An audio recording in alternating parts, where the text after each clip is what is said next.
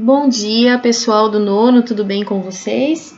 Pessoal, a prof hoje vai fazer uma aula de retomada de conteúdo com vocês, com alguns resumos que tem lá no caderno de atividades, tá? Então, seria uma introdução aí à nossa revisão sobre alguns conteúdos, ok? Na próxima aula, a prof vai dar continuidade à parte de segmentos proporcionais com vocês, só que nessa aula a prof vai fazer essa retomada, ok? Até mesmo para vocês se organizarem, já irem estudando até o dia da nossa avaliação. Então, nós estudamos a parte de semelhança lá na página 14, né? Se vocês olharem lá na página 14 do caderno de atividades, tem um resuminho bem bacana ali sobre vistas ortogonais e perspectiva. Então, nesse conteúdo, nós chegamos a fazer alguns exercícios em sala antes do isolamento social, não sei se vocês lembram, mas de qualquer forma, a prof vai fazer uma retomada com vocês.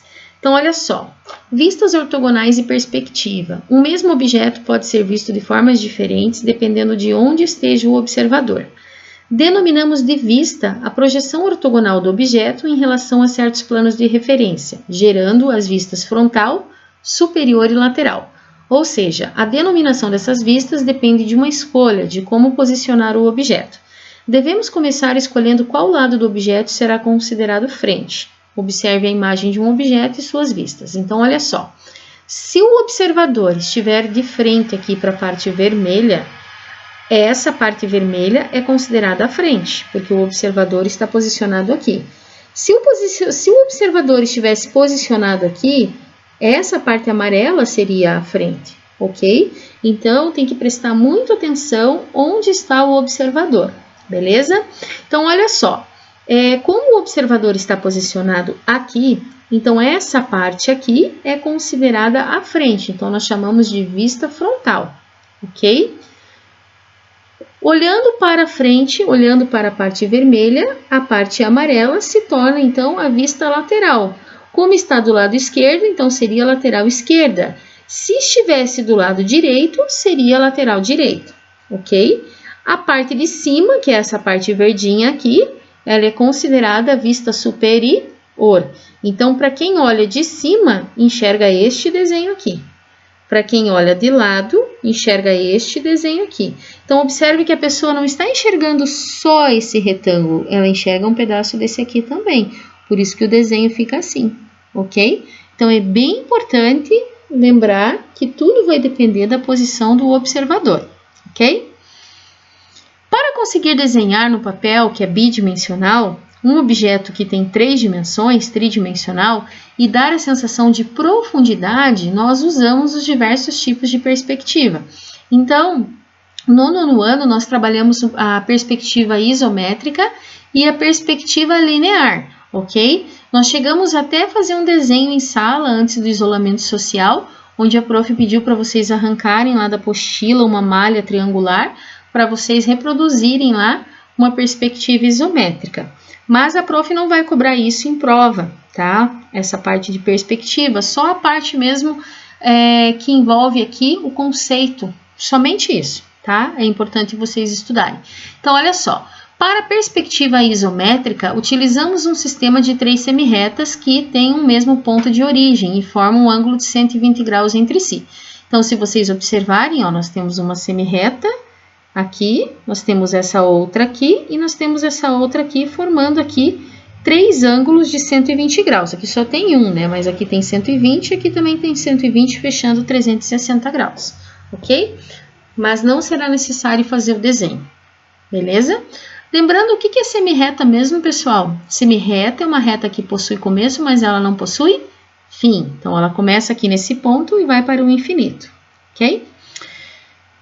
Perspectiva linear. Perspectiva linear, a prof chegou a comentar alguma coisa em sala, mas a prof não aprofundou porque já entrou o isolamento social, então não deu para a prof fazer um aprofundamento. Mas nós chegamos a comentar alguma coisinha em sala. Essa perspectiva, ela envolve ponto de fuga, Eu não sei se vocês já viram isso na disciplina de artes, mas eu acredito que vocês já devem ter visto sim. Então, na realização do desenho na perspectiva linear, temos que começar pela escolha da posição da linha do horizonte e do ponto de fuga. Nós não desenhamos em sala, ok? Mas essa parte conceitual. Na realização do desenho na perspectiva linear, temos que começar pela escolha da posição da linha do horizonte e do ponto de fuga. Isso é extremamente importante que vocês saibam. Então, somente isso a prof vai cobrar, tá bom? Por isso que a prof está fazendo essa retomada aí com vocês. Parte de polígonos semelhantes. Puxa, polígonos semelhantes nós trabalhamos nas videoaulas, né? A prof também mandou um vídeo para vocês da internet falando sobre polígonos semelhantes. Então, é muito importante estudar. O que diz ali, ó? Semelhança significa ter a mesma forma. Se semelhança significa ter a mesma forma, não necessariamente a figura tem que ter o mesmo tamanho. Então, ela precisa ter o mesmo formato, mas ela pode ter tamanhos diferentes, ok? Então, dois polígonos são semelhantes quando os ângulos correspondentes são congruentes e os lados correspondentes são proporcionais. A razão entre as medidas dos lados correspondentes é chamada de razão de semelhança. Então, olhando para essas duas figuras, ok? Elas estão em posição diferente, mas esses dois quadriláteros, né? Eles são semelhantes, mesmo porque nós temos até os ângulos aqui, ó, que se correspondem. Então, por exemplo, o ângulo referente ao vértice A é o mesmo ângulo referente ao vértice E. O ângulo referente ao vértice B é o mesmo referente ao vértice F. O ângulo referente ao vértice C é o mesmo referente ao vértice G. E o ângulo referente ao vértice D é o mesmo referente ao vértice H, ok? Os quadriláteros acima são semelhantes. Assim, as medidas dos lados do quadrilátero maior são proporcionais às medidas dos lados do quadrilátero menor. Realmente, o segmento AB, que é esse segmento aqui, ó, ele está para o segmento EF, ok? Então, esse segmento aqui está para esse aqui. Assim como o segmento BC, que é este aqui, está para o segmento FG, que é este aqui. O segmento CD está para o segmento GH, que é esse aqui. O segmento DA, que é esse daqui, está para o segmento HE, que é esse daqui, ok? E essa relação ela está descrita bem aqui, ok? E em relação aos ângulos, né? Então, olha só. O ângulo referente ao vértice A é igual ao ângulo referente ao vértice E. O ângulo referente ao vértice B é igual ao ângulo referente ao vértice F. O ângulo referente ao vértice C é igual ao ângulo referente ao vértice G. O ângulo referente ao vértice D é igual ao ângulo referente ao vértice H, ok? Dizemos então que o quadrilátero ABCD é semelhante ao quadrilátero EFGH, ok? Que são esses dois quadriláteros aqui, representados aqui em amarelo. Ampliação e redução de figuras, nós não chegamos a trabalhar, porque, como a prof havia falado nos vídeos, né, é um conteúdo que é bacana fazer diretamente na lousa e trabalhar com vocês, conteúdos de desenho, né, a prof vai fazer isso numa outra oportunidade, tá? Mas vamos trabalhar a semelhança de triângulos, que é um conteúdo que nós vimos aí nas aulas. Então, é importante, pessoal, lembrar os 3 casos de semelhança. Nós temos o primeiro caso, que é ângulo-ângulo, temos o segundo caso, que é lado, ângulo, lado, e temos o terceiro caso, que é lado, lado, lado. Então, voltando a falar aqui do primeiro caso de semelhança. 2 triângulos são semelhantes quando tem 2 ângulos correspondentes congruentes. O que significa isso? Os ângulos que correspondem, eles precisam ter as mesmas medidas.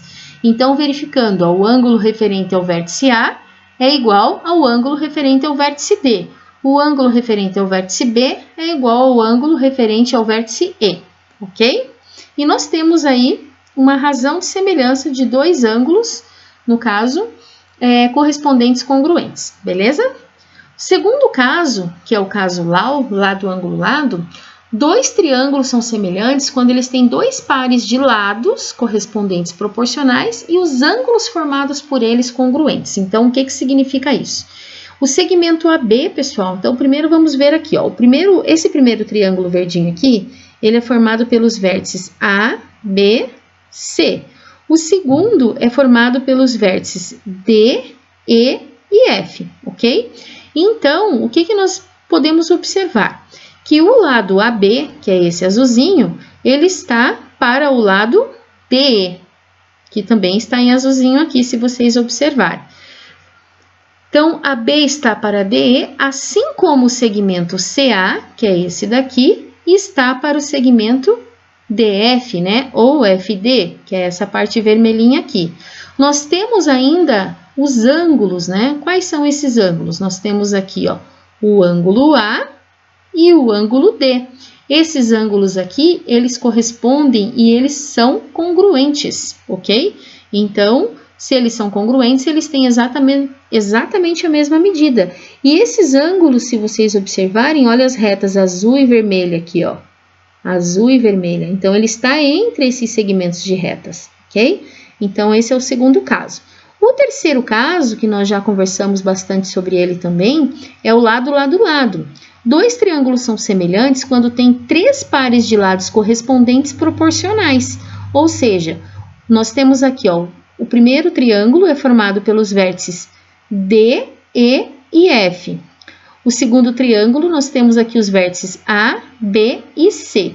Então, qual que é a relação importante que nós devemos observar? Olha só, o segmento AB, que é esse azulzinho aqui, ele está para o segmento DE, que é esse azulzinho aqui. Assim como o segmento BC, que é esse vermelhinho aqui, ele está para o segmento EF, esse vermelhinho aqui. Assim como o segmento CA está para o segmento FD, que é esse daqui, ok? Concluímos, então, que os triângulos são semelhantes, porque os três segmentos são proporcionais, os três pares de lados correspondentes, né, são proporcionais, ok? Aí nós temos algumas atividades que era para ser feita, a prof vai enviar essas atividades para vocês, todas ali numa forma de slide, para vocês fazerem a correção, né, e ficarem com o conteúdo todo certinho lá na apostila de vocês, beleza? Depois, pessoal, que nós trabalhamos essa parte, né, de exercícios aqui que a prof está falando aqui para vocês, nós também trabalhamos um pouquinho sobre a parte que envolve segmentos proporcionais, ok? Então, essa parte de segmentos proporcionais, a prof vai trabalhar com vocês em uma próxima aula, beleza, pessoal? Então, como sempre, né, a prof escreve lá para vocês todas as aulas, não vai ser hoje que a prof não vai escrever. Então, vamos escrever aqui para vocês, tá bom? Então, até a próxima aula. Não esqueçam de tirar as dúvidas de vocês lá no WhatsApp. Ok, pessoal? Até mais!